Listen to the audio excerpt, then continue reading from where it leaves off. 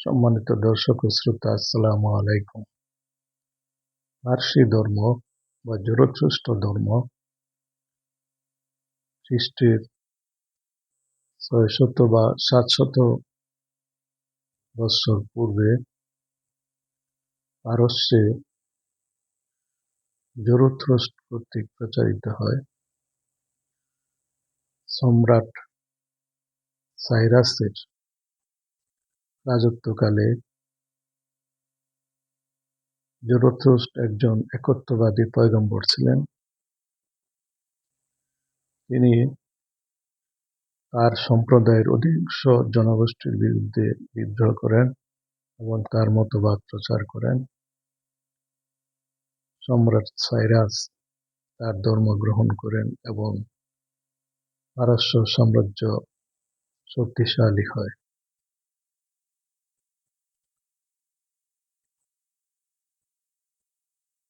পারসি ধর্মে আহরা মাজদা ও আহরামিন নামে দুইজন খোদার কথা উল্লেখ আছে। আহরা মাজদা মানে গড অব উইজডম, আহরামিন হলো গড অব ডার্কনেস। প্রকৃতপক্ষে এখানে দুইজন খোদা নয়। গড অব উইজডম হচ্ছে সত্য খোদা, আর গড অব ডার্কনেস যে মানুষকে মূর্খতা শিক্ষা দেয় এবং অন্ধকারের পথে নিয়ে যায়, সে হচ্ছে আহরামিন বা দানব। গড অব উইজডম হচ্ছেন প্রকৃত খোদা। এই জন্য জরথুস্ট্র ধর্ম বা পার্সি ধর্ম একটি একশ্বরবাদী ধর্ম ছিল। পার্সি ধর্মে স্বর্গ এবং নরকের উল্লেখ রয়েছে। যারা সৎ পথে চলেন তারা স্বর্গে যাবেন, পরলোকে, এবং যারা পাপী তারা নরকে যাবেন। পার্সি ধর্মে শেষ বিচার দিবসে বিশ্বাস করা হয় এবং বলা হয় যে শেষ বিচারের পর একটি সেতু পৃথিবী থেকে স্বর্গ পর্যন্ত প্রলম্বিত হবে, অর্থাৎ স্বর্গকে পৃথিবীর সঙ্গে সংযুক্ত করবে, এবং এই সেতুর নিচে, এই ব্রিজের নিচে নরক থাকবে। যারা সৎ লোক তারা এই ব্রিজ পার হয়ে স্বর্গে চলে যাবে এবং পাপীরা নরকে পতিত হবে। হযরত ইব্রাহিম আলাইহিসসালাম প্রায় ৪,০০০ বছর পূর্বে বেবিলনের উর শহরে জন্মগ্রহণ করেন। খ্রিস্টের ২,০০০ বছর পূর্বে যখন নমরুদ বেবিলন বা ইরাক শাসন করতেন, তখন হযরত ইব্রাহিম আলাইহিসসালামের আবির্ভাব ঘটে। তিনি একজন একত্ববাদী নবী ও রাসূল ছিলেন। নমরুদের সঙ্গে বিরোধ হওয়ার পর তিনি প্যালেস্টাইনে মাইগ্রেট করে চলে আসেন এবং তার একত্ববাদী ধর্ম প্রচার করেন। হযরত মুসা আলাইহিসসালাম, হযরত ঈসা আলাইহিসসালাম, হযরত মুহাম্মদ আলাইহিসসালাম তারই বংশের নবী ছিলেন। তারা যথাক্রমে ইহুদি, খ্রিস্টান এবং ইসলাম ধর্ম প্রচার করেন। ইহুদি ধর্মে স্বর্গ এবং নরকে বিশ্বাস করা হয়। শেষ বিচারে পাপীরা নরকে যাবে এবং পুণ্যাত্মারা স্বর্গে যাবে, এই বিশ্বাস তারা করেন। স্বর্গ নরক মহাকাশে অবস্থিত, পরলোকে অবস্থিত। অবশ্য ইহুদি ধর্মে দুই ধরনের স্বর্গের কথা বলা হয়েছে। একটি হলো টেরেস্ট্রিয়াল প্যারাডাইস বা পার্থিব স্বর্গ, আর একটি হলো এক্সট্রা টেরেস্ট্রিয়াল প্যারাডাইস বা পারলৌকিক স্বর্গ। আমরা হযরত আদম আলাইহিসসালামের আলোচনায় জানতে পেরেছি যে হযরত আদম আলাইহিসসালাম পৃথিবীর একটি স্বর্গে বাস করতেন, পার্থিব স্বর্গে বাস করতেন। হযরত আদম আলাইহিসসালাম প্রকৃতপক্ষে একটি পার্থিব স্বর্গে বাস করতেন এবং তিনি ভারতবর্ষের একজন মানুষ ছিলেন। তাকে প্রাচীন হিন্দু সভ্যতার প্রতিষ্ঠাতা হিসাবেও ধারণা করা হয়। শয়তান বা রাবণের সঙ্গে বিরোধের ফলে তিনি তার রাজ্য হারান এবং অশেষ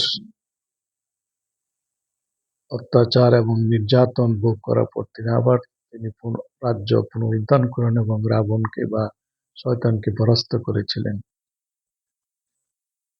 এটি ছিল আর্যদের পূর্বে যে মহাভারতীয় এবং রামায়ণের যুগ ছিল ভারতবর্ষে প্রায় ৫,০০০ বছর পূর্বে, খ্রিস্টের ৫,০০০ বছর পূর্বে সেই যুগ ছিল। এই পার্থিব স্বর্গ এবং পারলৌকিক স্বর্গের বিশ্বাস ইহুদি ধর্মে আছে। যারা পৃথিবীতে সৎ কাজ করবে তারা পার্থিব স্বর্গে বাস করবে এবং পরলোকেও তারা স্বর্গে যাবে। খ্রিস্টান ধর্মে স্বর্গের এবং নরকের উল্লেখ পাওয়া যায়। হযরত ঈসা আলাইহিস সালাম প্রায় ২,০০০ বছর পূর্বে প্যালেস্টাইনে আগমন করেন। তিনি একজন ইহুদি ছিলেন, কিন্তু ইহুদিরা তার ধর্ম গ্রহণ করে নাই। তারা তার বিরুদ্ধে ষড়যন্ত্রে লিপ্ত হয়। ফলে স্রষ্টা তাকে আকাশে তুলে নিয়ে যান। কিয়ামতের পূর্বে আবার তিনি পৃথিবীতে আসবেন বলে বাইবেলে উল্লেখ আছে এবং তিনি দুষ্ট লোকদেরকে শাস্তি দিবেন এবং সৎ লোকদেরকে বেহেশতে প্রেরণ করে পুরস্কৃত করবেন। আর দুষ্ট লোকদেরকে, পাপীদেরকে তিনি দোজখে নিক্ষেপ করবেন। খ্রিস্টান ধর্মে অগ্নির নরকের সঙ্গে সঙ্গে একটি ঠান্ডা নরকেরও উল্লেখ পাওয়া যায়। যেমন দান্তে ডিভাইন কমেডিতে নরকের বিস্তারিত বিবরণ দিয়েছেন। তিনি সেখানে বলেছেন, নরকের কেন্দ্রীয় অংশে একটি অংশ থাকবে যেটি খুবই ঠান্ডা, প্রচন্ড ঠান্ডা। সেখানে শয়তানকে শাস্তি দেওয়া হবে। শয়তানের কোমর পর্যন্ত বরফের নিচে পুঁতে রাখা হবে এবং তার ৩টি মাথা হবে। প্রতিটি মাথায় একটি মুখ থাকবে এবং সেই মুখ দিয়ে সে এক একজন পাপীকে চিবিয়ে খাবে। এর মধ্যে একজন পাপী হলো জুদাস ইসকারিয়ত, যে হযরত ঈসা আলাইহিস সালামের সঙ্গে বিশ্বাসঘাতকতা করে তাকে শত্রুদের হাতে তুলে দিয়েছিলেন। পবিত্র কুরআন এবং হাদিসে স্বর্গ ও নরকের বিস্তারিত বিবরণ রয়েছে।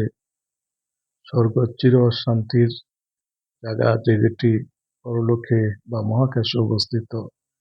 নরক অবর্ণনীয় দুঃখ কষ্টের জায়গা, যেটি অগ্নি দিয়ে তৈরি, প্রচন্ড উত্তপ্ত অগ্নি দিয়ে তৈরি।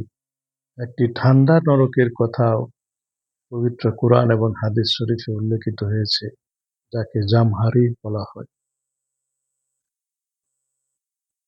পবিত্র কুরআন ও হাদিসে একটি সেতু বা ব্রিজের কথা উল্লেখ আছে। কিয়ামতের দিন বা শেষ বিচারের দিন এই সেতু স্বর্গকে পৃথিবীর সাথে সংযুক্ত করবে, যার নিচে থাকবে নরক।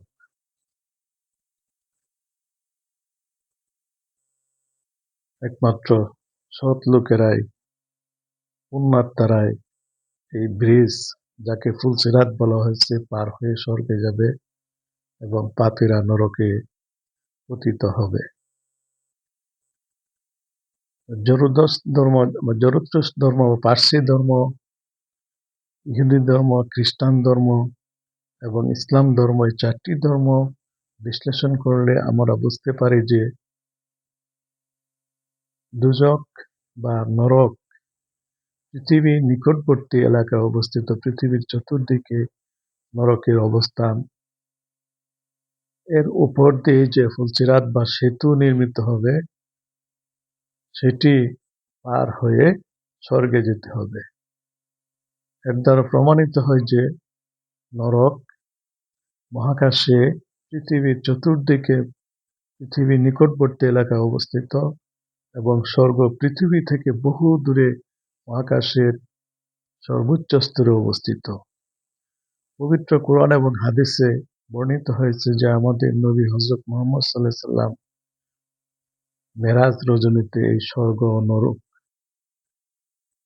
পরিভ্রমণ করেছেন এবং তিনি মহাকাশ